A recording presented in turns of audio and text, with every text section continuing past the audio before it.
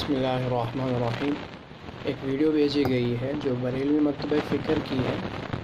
بھیجنے والے کس مکتبہ فکر سے تعلق رکھتے ہیں اس کا مجھے اندازہ تو نہیں،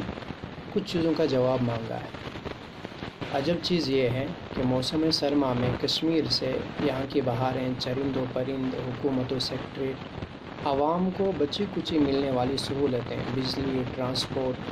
اور عوامی روزگار، تقریباً یہ ساری چیزیں کشمیر سے منہ ہو جاتی ہیں موسم بہار میں، اور اس کے بدلے میں وادی سے باہر کے جتنے بھی فتنے ہوں، ڈومیسٹک ہوں، مسلکی ہوں،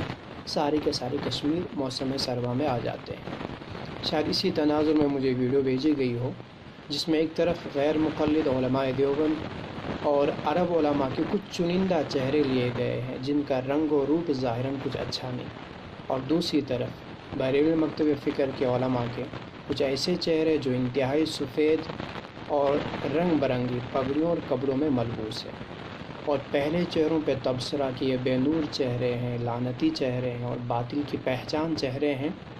گمراہی کے چہرے ہیں، اور دوسرے چہروں پر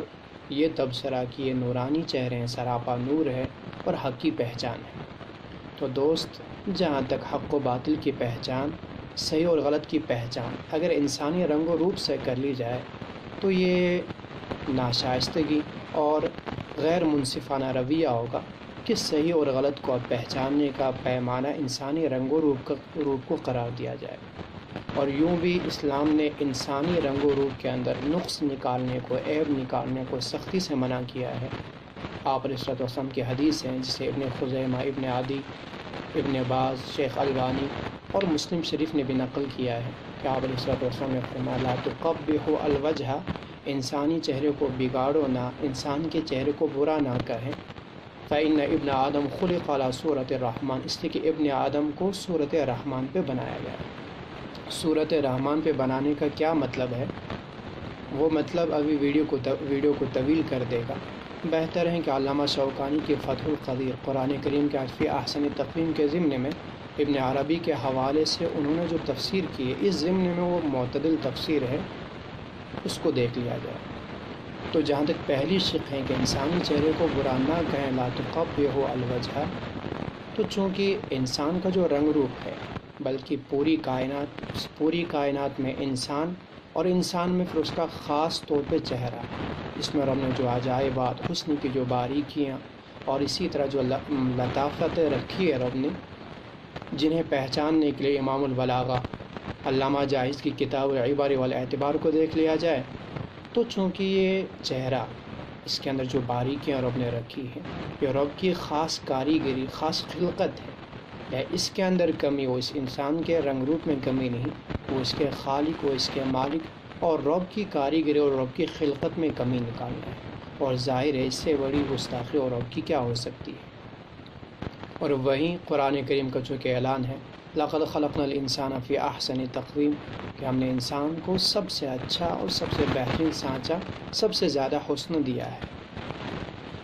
ابن جوزی علیہ رحمہ نے فی احسن تقویم کی جو تفسیر کی ہے، فی احسن سورہ، اور یہی جمہور کی تفسیر بھی ہے کہ انسان کو رب نے سب سے زیادہ حسین صورت دی ہے، سب سے زیادہ حسین چہرہ دیا ہے۔ چنانچہ خلیفہ منصور کے زمانے میں ایک شخص عیسیٰ بن موسیٰ چاندنی رات میں اپنی بیوی کے پہلو میں بیٹھے ہیں، اور چاندنی رات ہو اور وہ پاس میں ہو، ایسے میں جو رومانوی سین بنتا ہے،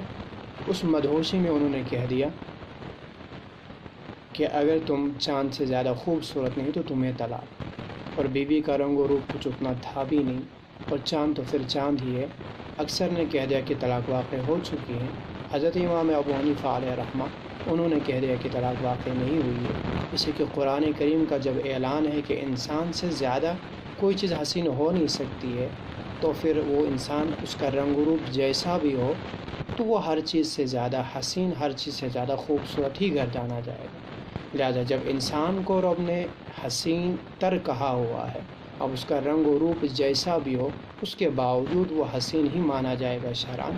تمہارے سماج میں چاہے ایسے رنگ و روپ کو بدصورت کہا جائے، بے نور کہا جائے، لیکن اسلامی نظر میں ایسا چہرہ حسین ہے، انسانی نظر میں اس سے زیادہ کوئی، شریعت کی نظر میں اس سے زیادہ کوئی اور چیز خوبصورت نہیں ہے۔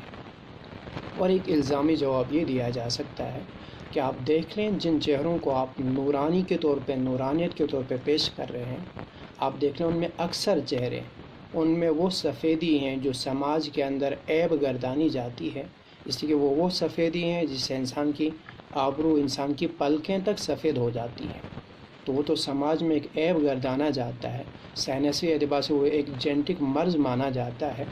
تو جب یہ ایک مرض ہے، ایک عیب ہے، سماج تو اس کو بڑا نقص مانتا ہے، آپ اس سے بڑی خوبی کے طور پہ، حسن کے طور پہ اور نور کے طور پہ پیش کر رہے ہیں، یہ تو خرد کا نام جنو اور جنو کا نام خرد رکھنے کے مترادف ہے۔ اگر یہ حسن ہے تو پھر بے حسنی کیا؟ اگر یہ نور ہے تو پھر بے نوری